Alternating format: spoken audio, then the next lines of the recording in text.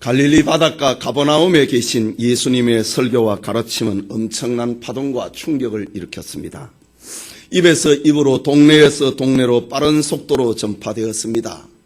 예수님이 계신 곳은 언제 어디서나 사건과 화제의 중심이 되었습니다. 예수님이 계신 곳은 문제 해결과 축복의 장소가 되었기 때문입니다. 예수님의 가르침은 사람의 영혼을 움직였고 삶을 변화시키는 권세가 있었습니다. 예수님의 가르침 뒤에는 병들고 불쌍한 사람을 치료하는 기적이 따라왔습니다. 그러니 예수님이 집에 있든지 바닷가에 있든지 산에 있든지 언제나 사람들은 인산인해를 이루었습니다. 당시 힘들고 가련한 백성들을 시원케 할 이들이 없었습니다. 정치적으로는 로마의 식민지가 되어서 억압을 받는 그들의 입장을 대변해 줄 사람이 없었습니다. 경제적으로는 줄임배를 채우기에 급급했습니다. 사회적으로는 무질서가 판을 쳤습니다. 종교적으로는 형식과 외식으로 진리도 빛도 잃어버린 백성들에게 힘들게만 했습니다. 1세기의 저 팔레스틴은 오늘의 우리의 사회 구조와도 크게 다를 바 없다고 생각합니다. 세계 경제의 위기 속에서 백성들을 위해서 입법 활동을 해야 되는 국회는 마비가 되어 있고, 북한은 핵과 로켓을 쏘아 올리고 동족과 세계를 위협을 합니다. 우리 정부는 개성공단을 폐쇄를 하고 북한은 경제인들의 공장과 재산을 순식간에 몰수를 해버렸습니다. 그렇지만 당사자들은 하소연할 때가 마땅치 않습니다. 이 절박한 때에 시원한 대답은 없고 대책도 없고 해결책도 보이지 않습니다. 정치권은 눈치를 살피고 자기 기득권 확보에 앞장을 서고 있고 않교계의 지도자들도 생명의 힘을 발휘를 하지 못하고 있습니다. 가히 예수님 당시에와 별반 다르지 않다고 생각해야 할 것입니다.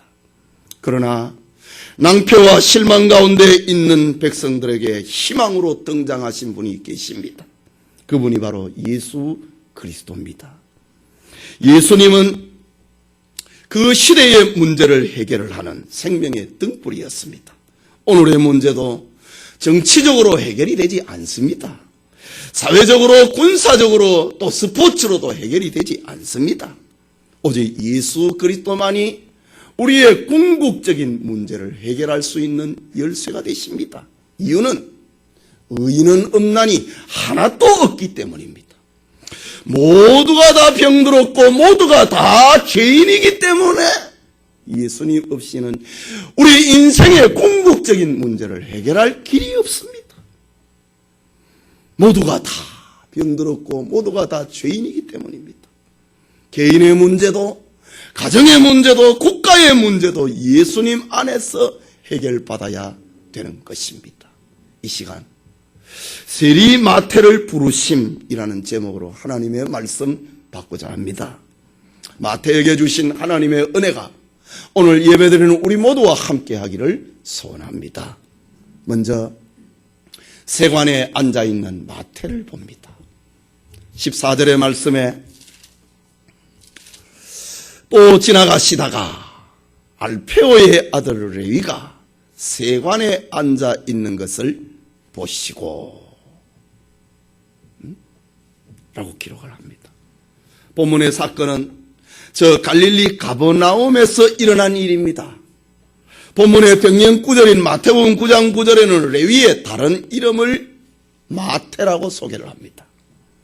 또 누가복음 5장 27절에는 이 마태의 직업을 세리라고 합니다. 여기 세리라고 하는 말은 세무행정이나 세금 징수에 종사하고 있는 이들을 가리킵니다. 당시 로마 정부가 부과했던 세금은 종류가 다양했습니다. 그 중에 가장 크고 중요한 국세는 인두세와 토지세였습니다. 인두세라고 하는 것은 요즘 우리의 표현으로 하면 주민세에 해당이 됩니다. 인두세는 14세 이상의 모든 남자와 12살 이상의 모든 여자에게 65살까지 부과되는 세금입니다. 이 국세는 식민지국에서 어느 정도 균형을 이루고 있었기 때문에 큰 마찰이 없이 징수가 되었고 모든 세금은 로마 황제의 국고에 들어가게 됩니다. 그런데 수출입 상품에 붙는 세금, 교량과 운하와 도로에서 부과되고 있는 관세는 지방 군주들의 통치 자금이 됐습니다. 관세는 미리 정해져 있는 것이 아니었기 때문에 징수 과정에서 백성들과 마찰을 빚게 됩니다. 그래서 로마의 지방 군주들은 식민지 백성 중에서 로마인들과의 마찰을 피하기 위해서 식민지 백성들 중에서 세리를 뽑아가지고 그들에게 1년 동안의 세금을 징수할 목표를 정해줍니다. 목표 금액을 달성을 하면은 그 여부는 세리들이 가지게 됩니다. 그러니 탐욕스러운 세리들은 로마의 공권력을 이용을 해갖고 백성들을 착취하기에 일삼았습니다. 그들은 유대민족의 긍지보다도 현실 생활을 중시하는 현실주의자들이 되었습니다. 유대인의 속담에 산중에는 사자가 있고 거리에는 잔인한 세리가 있다라는 말처럼 동족 유대인들로부터 세리는 혐오와 증오의 대상이 되었던 것입니다. 세리들을 향한 이런 사회적인 지탄과 정죄는 세리들로 하여금 동족에서 멀어지게 만들고 그들의 종교생활에서 신앙생활에서 점점 멀어지게 만들었고 단지 재물에만 집착을 하게 만드는 권력과 재물에 집착을 하게 만드는 악순환이 반복되고 말았습니다. 오늘 본문의 마태 역시 가버나움 세관에 앉아서 권력과 경제적인 풍요 속에서 동족 유대인들로부터 철저한 경멸과 증오를 받고 있었던 것입니다. 바리새인과 서기관들은 세금을 착취당하는 일외에 아무도 세리를 만나지 말라, 아무도 세리와 가까이 하지 말라라는 종교적인 규범을 유다 사회에서 전했습니다. 그러니 마태는 돌이킬 수 없는 유대 사회의 죄인으로 정죄가 되어버린 불쌍한 사람이 되었던 것입니다. 성도님, 저 가버나움 세관에 앉아있는 세리 마태와 같은 사람은 2000년 전에만 있는 것이 아닙니다. 이 땅에 살아가고 있는 모든 사람을 가리켜서 하나님은 죄인이다, 성경은 죄인이다 라고 말합니다. 시편 14편 2절과 3절에 보면은 여호와께서 하늘에서 인생을 굽어 살피사 지각이 있어 하나님을 찾는 자가 있는가 보려 하신즉 다 치우쳤으며 함께 더러운 자가 되고 선을 행하는 자가 없으니 하나도 없도다 라고 했습니다. 로마서 3장 10절에는 의인은 없나니 하나도 없다고 했습니다. 로마서 6장 23절에는 죄의 삭선 사망이다 라고 선언하고 있는 것입니다. 그렇다면 오늘 가버나움 세관에 앉아있는 이 마태는 모든 인류의 자화상임을 우리에게 알려주고 있는 것입니다.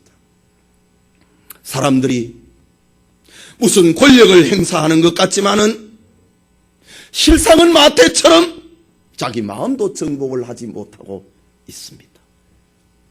사람들은 사회에서 무엇을 성취하고 있는 것 같지만은 실상은 저 가버나움 세관에 앉아있는 세리처럼 자기 가정의 평화도 누리지 못하고 있습니다.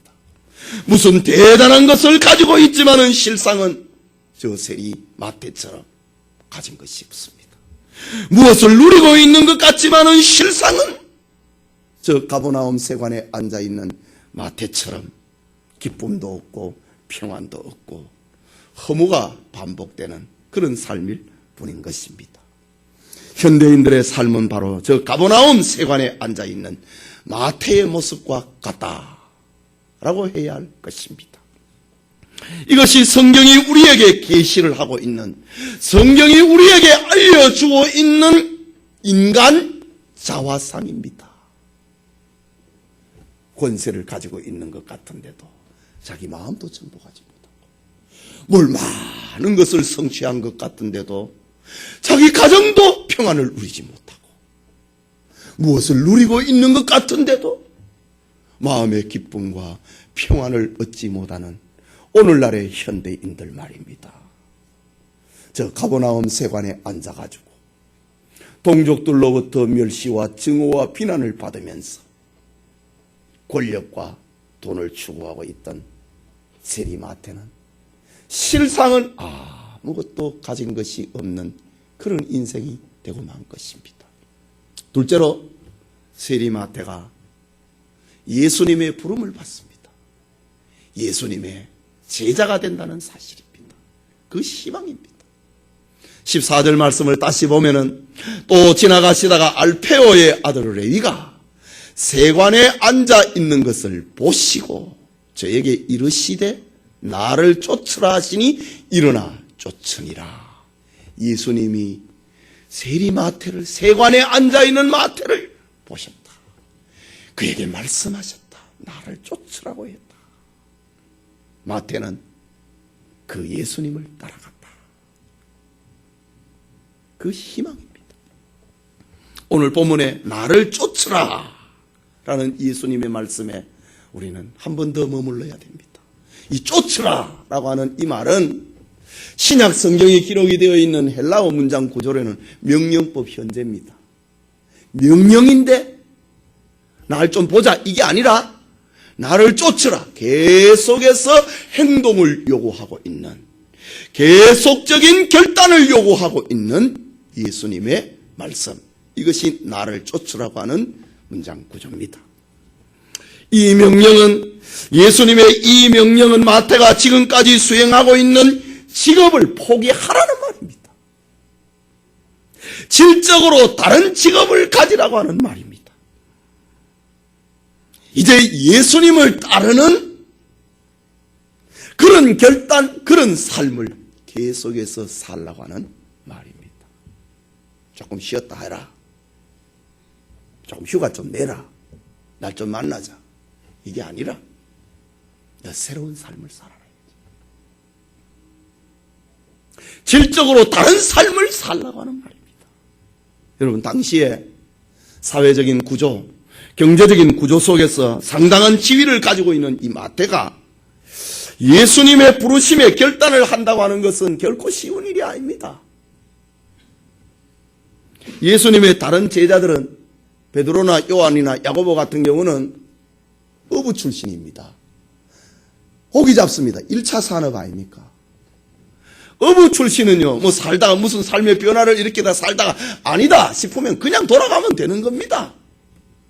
사실 예수님께서 십자가에 죽으시자 실망을 했던 베드로와 야고보와 요한 그리고 6명의 제자들이 자신들의 본래 직업 갈릴리 바다로 가서 고기 잡는 인생으로 돌아가 버렸습니다. 그러나 세리마태는요, 돌아갈 수가 없습니다. 1차 산업에 종사하는 게 아니라 당시에는 부와 권력이 모이고 있는 첨단 산업에 지금 일하고 있는 사람입니다. 오늘의 우리 현대인들의 직장 구조하고도 비슷하다고 해야 할 것입니다. 세리마태는 비록 비난을 받고 있는 직업에 있었지만은 한번 사직서를 내게 되면 권력과 부가 보장이 되어 있는 그 직업으로 다시 돌아갈 수가 없습니다. 그런데 가버나움 세관에 앉아있는 마태를 보고 계시는 예수님은 나를 쫓으라 라고 말씀합니다.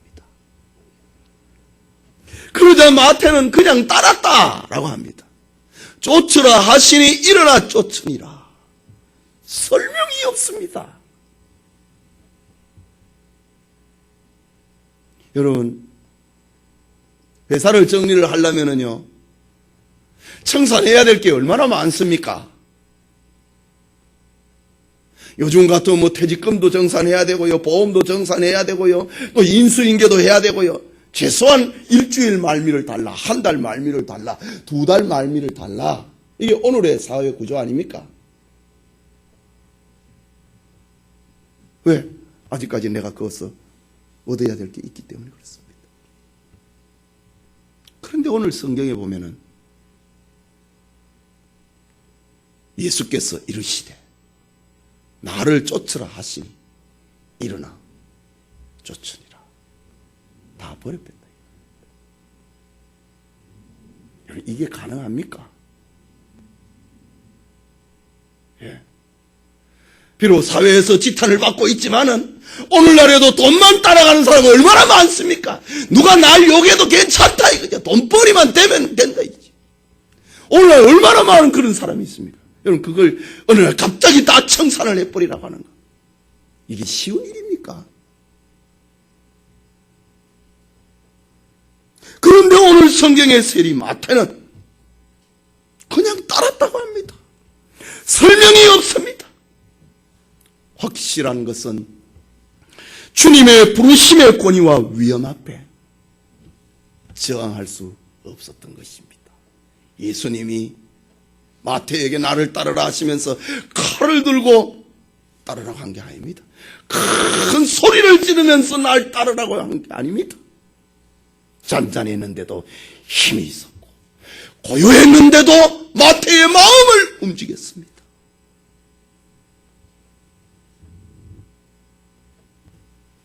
마치 큰 자석에 무수히 많은 쇳조각이 달라붙듯이 마태는 주님의 부르심에 거역을 할 수가 없었습니다.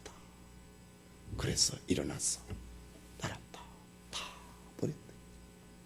이거 다 가져라. 제 친구 목사님 중에 저 시골에서 예수를 믿고 목사가 될 때에 종손 출신 목사님이 계십니다. 그에게 내려오는 장남에게 종손에게 오는 재산이 많아요. 그러니까 예수를 믿는 날부터 제사를 안 지내니니 종손이 제사를 안 지내니니 그래서 시비가 많았습니다. 그리고 마지막에 목사가 되니까 더 힘든 겁니다. 집안에 난리가 난 겁니다. 제사 내놔라 이거지. 그래서 제 친구 목사님 다 주워버렸습니다. 사촌들에게 다 가지라고 해버리고 다 털어버리고 목사가 된 그런 친구 목사님 한 분이 계십니다. 여러분 주님의 부르심 앞에 합리적인 이성을 내어가지고 따질 필요가 없습니다. 주님의 부르심은 과학적으로 설명을 할 길이 없습니다. 주님의 부르심 앞에 오늘 이 마태의 부르심 앞에 이걸 논리적으로 해석을 할 길이 없습니다. 그것은 부르시는 자와 호출당하는 자만이 아는 행복이 있기 때문에 다 가져가라 이겁니다. 주신 자와 받은 자만이 아는 기쁨이 있기 때문에 다 놔두고 주님을 따랐다. 그것입니다. 예수님의 부르심은 어떤 변론보다도 권세가 있었고 예수님의 부르심은 어떤 세도가보다도 호소력이 있었습니다. 마태는 예수님의 부르심에 압도되었습니다. 예수님께 자기의 전부를 맡기기에 충분했던 것입니다. 저 뽕나무에서 미끄러듯이 내려와서 주님을 영접하였던 여리고의 세리장 삭개오처럼 마태는 주님의 부르심에 즉각적으로 순종했습니다. 본문을 병명해서 기록을 하고 있는 누가는 마태의 이런 결단을 가리켜 누가복음 5장 28절에 저가 모든 것을 버리고 일어나 쫓으니라 라고 기록합니다. 다 버렸다.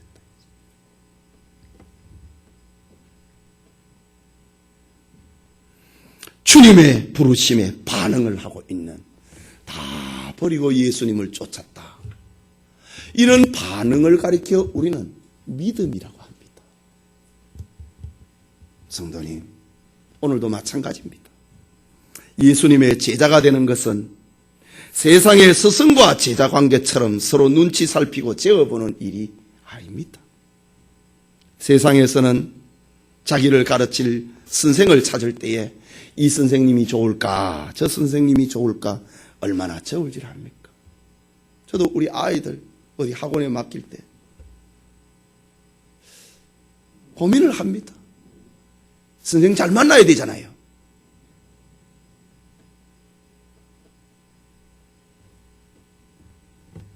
고개를 갸우뚱합니다.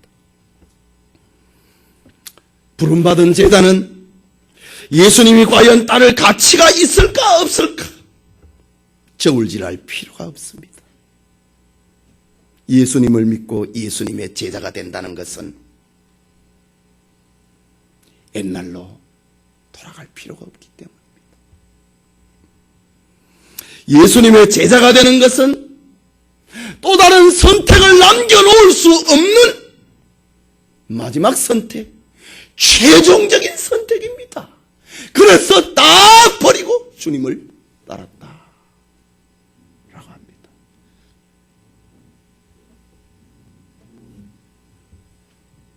이유는 예수님을 믿는 것이 인생의 가장 큰 기쁨이고 행복이었기 때문입니다.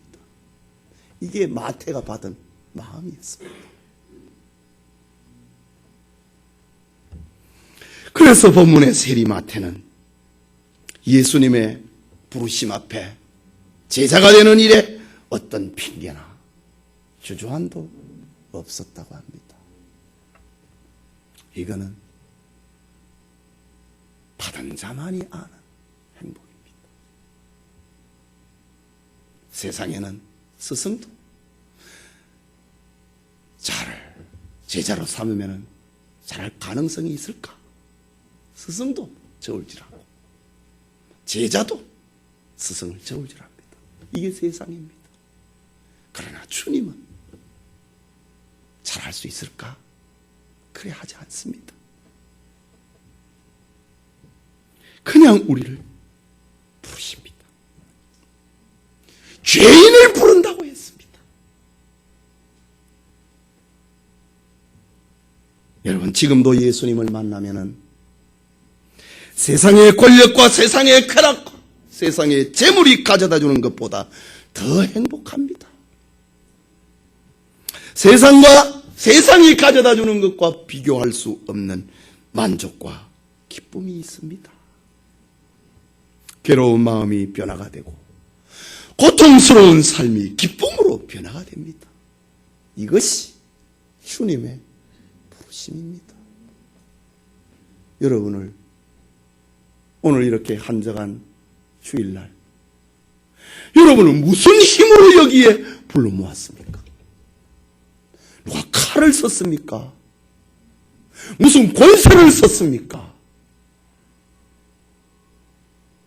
주님에게는 기쁨이 있고 주님에게는 평안이 있고 주님에게는 생명이 있고 영생이 있기 때문에 우리가 이 아침에 부름을 받은 것입니다.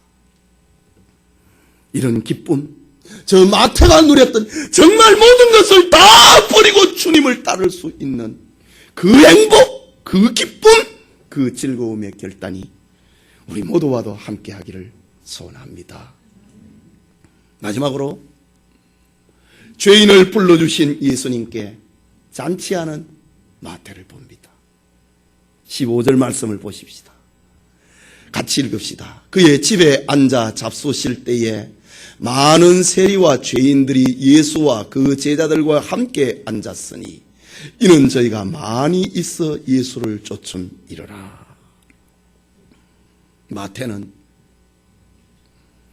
자기를 불러주신, 나 같은 죄인에게 친구가 되어주신, 나 같은 죄인을 제자로 불러주신, 나 같은 죄인에게 말 걸어주신 그 주님 앞에 너무 감사했습니다.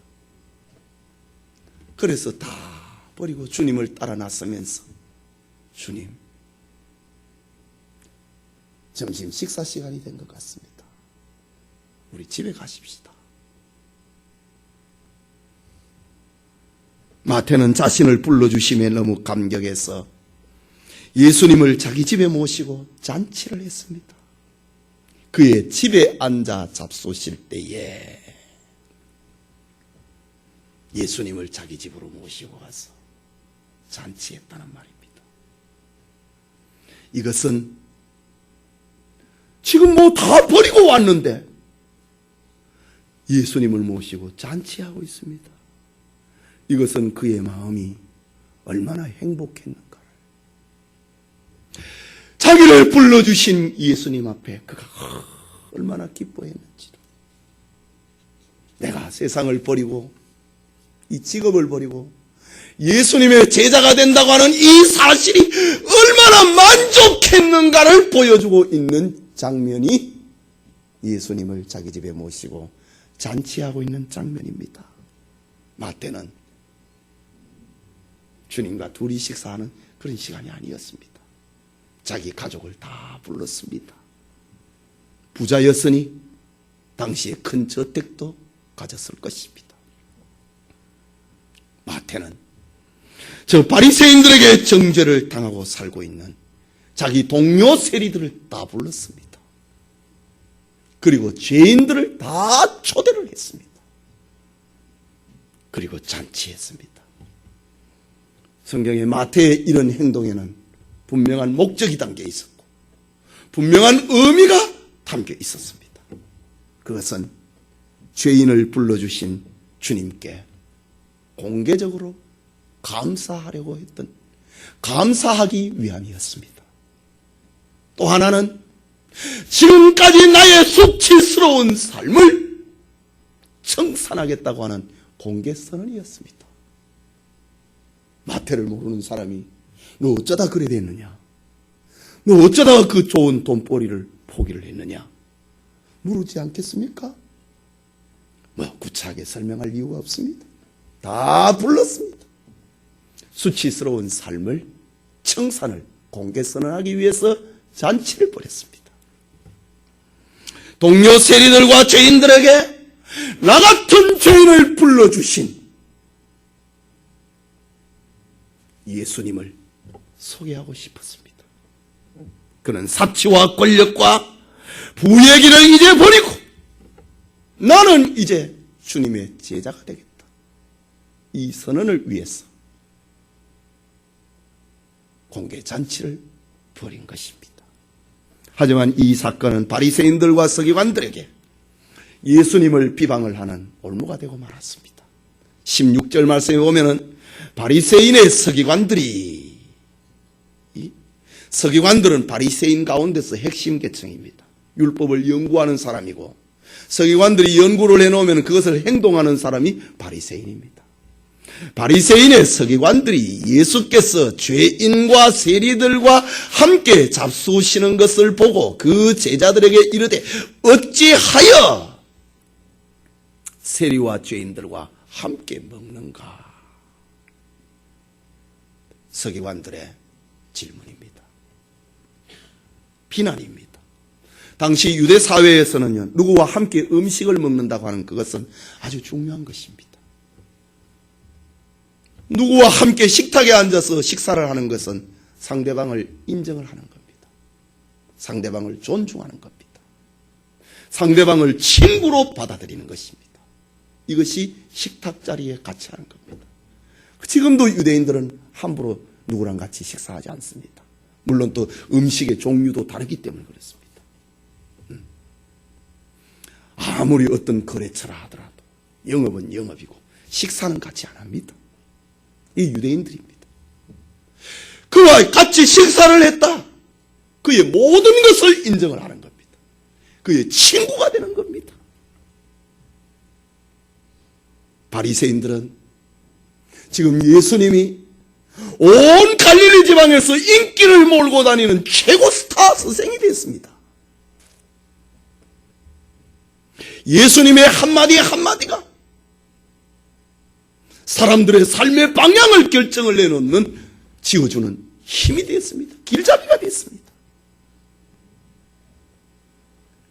그런데 바리새인들은 백성들에게 인기를 몰고 있는 이 예수님이 자기들과 같은 길을 가주기를 바랬습니다.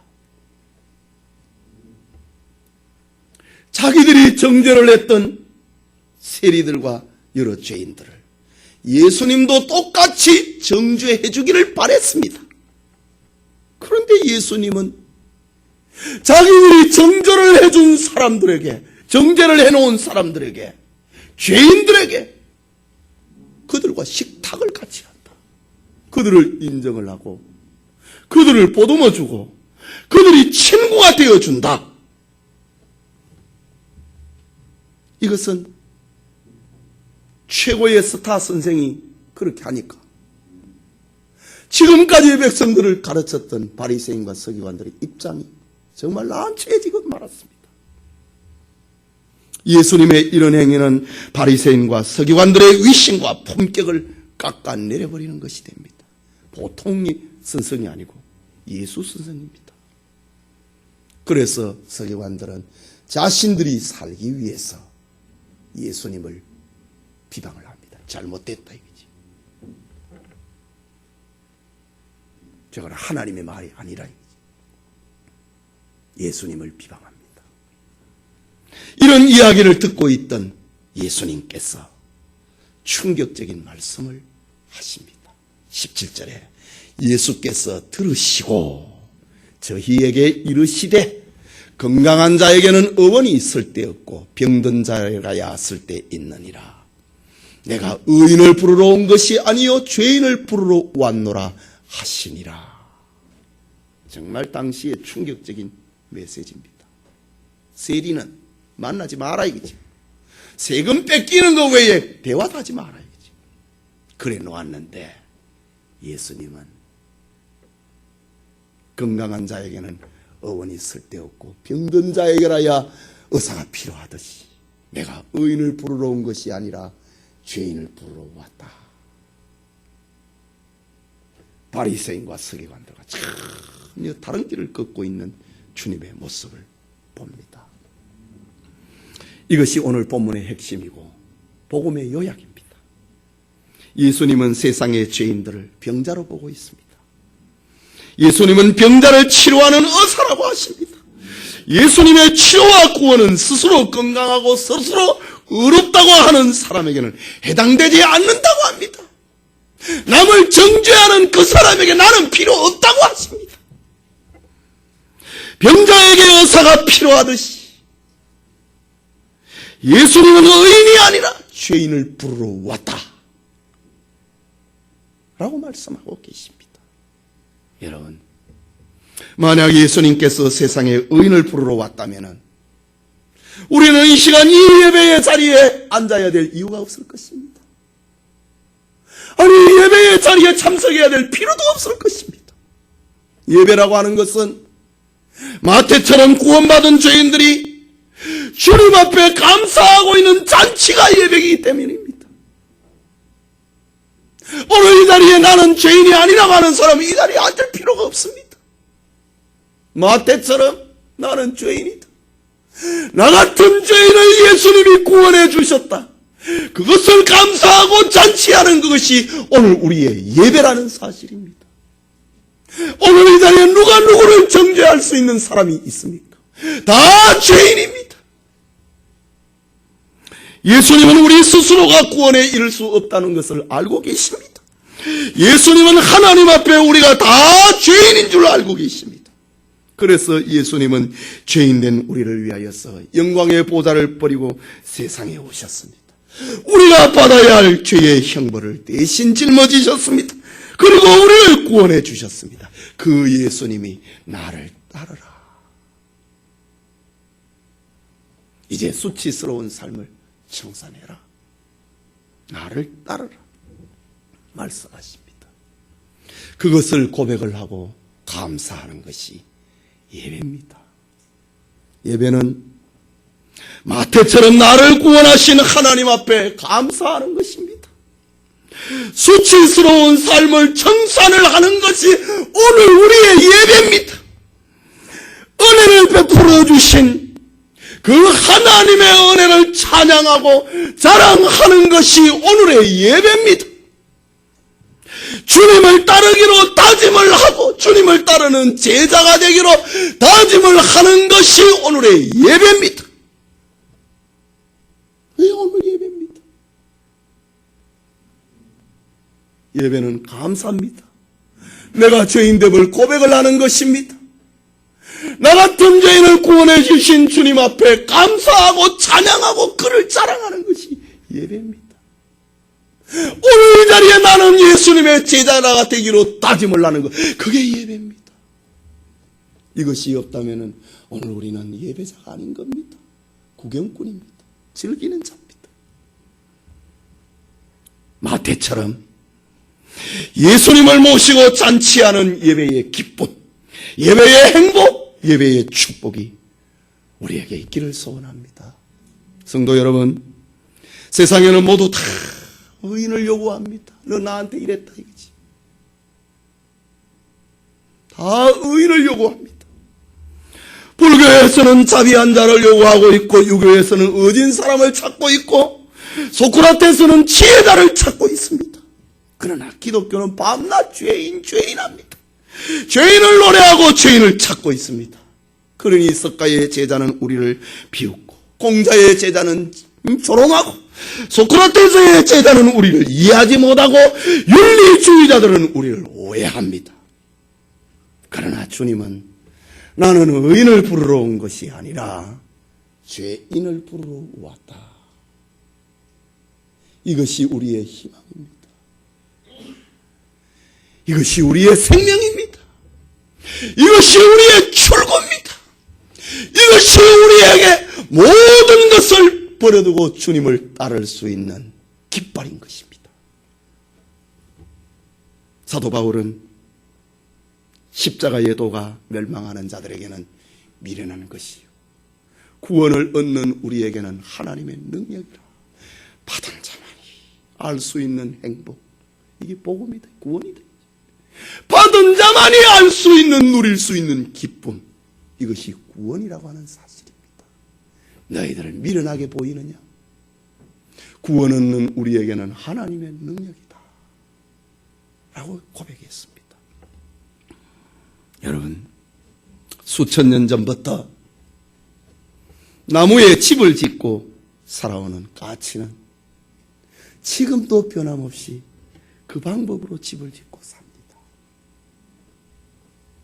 수천 년 전부터 땅에 굴을 파고 거기에 거처를 하고 있는 여우는 지금도 똑같은 방법으로 살아가고 있습니다. 그러나 사람은 수천 년 전에는 원시적인 생활을 했지만 지금은 아파트를 짓고 삽니다. 추우면은 난방기구를 작동을 합니다. 더우면은 냉방기구를 작동을 합니다. 더 빨리 가려고 자동차를 타고, 하늘을 날려고 비행기를 타고 삽니다. 세상에 이런 피조물이 어디 있습니까? 그것은 우리가 하나님의 형상으로 지음을 받은 창조적인 피조물이기 때문에 우리는 자꾸 개발을 하고 만들어냅니다. 동물들은 그렇지 않아요. 수천 년 전이나 지금이나 똑같은 삶의 방식을 가지고 삽니다. 그러나 우리가 정말 회복되어야 될 집을 짓고 난방기구와 냉방기구를 작동하는 그런 모습이 정도가 아니고, 차를 타고 비행기를 타는 그런 하나님의 형상 정도가 아니고, 정말 우리가 하나님 앞에 회복이 되어야 될 하나님의 형상이 있습니다. 그것은 바로 세리마태처럼 하나님 앞에 나는 죄인입니다 고백하는 것입니다. 주님의 부름을 받고 그 주님을 따라 나서는 것, 그것이 정말 우리가 회복이 되어야 될 하나님의 형상입니다. 그리고 날 구원해 주신 주님 앞에 감사하고 잔치하는 예배자가 되는 것, 그게 정말 우리가 회복을 해야 될 하나님의 형상입니다. 예수님의 오심은 정치적인 혁신을 위해서 오신 것이 아닙니다. 예수님의 오심은 세리마태로 하여금 경제적인 문제를 윤택하게 만들고, 너 이런 방법으로 돈 벌지 말고 새 방법으로 돈 벌으라고 하는 윤리의식을 고치시키기 위해서 오신 분이 아닙니다. 이왕에 살 거면 사람들에게 좀 존경을 받으면서 살아라, 비난받지 말고, 이런 인간혁명을 일으키기 위해서 오신 분이 아닙니다. 예수님의 오심은 너는 죄인이다, 너는 나를 만나야 하나님에게로 간다, 하나님의 형상이 회복이 된다, 예수님은 우리를 죄에서 구원하기 위해서 이 땅에 오셨습니다. 예수님은 우리로 하여금 하나님 앞에서 살아가는 예배적인 인격자로 만들기 위해서 이 땅에 오신 것입니다. 마태가 주님을 만나니 너무 감사했어. 일가 친척들, 다 친구들 다 불러먹고 내가 예수님 만난다. 나 이제 지난 삶을 이제 청산한다. 나 이제 예수님 따르기로 작정을 했다. 이것이 예배적인 삶인 것입니다. 마태를, 세리 마태를 부르신 예수님은 이렇게 마태를 하나님의 형상으로 돌려놓았던 것입니다. 우리의 삶의 순간순간의 세리 마태처럼 절망에서 희망으로, 사망에서 생명으로, 재물을 쫓고 있는 삶에서 예수님을 따르는 제자의 삶으로 진정한 감사와 감격이 있는 예배자로 살아가기를 축원합니다. 기도합니다.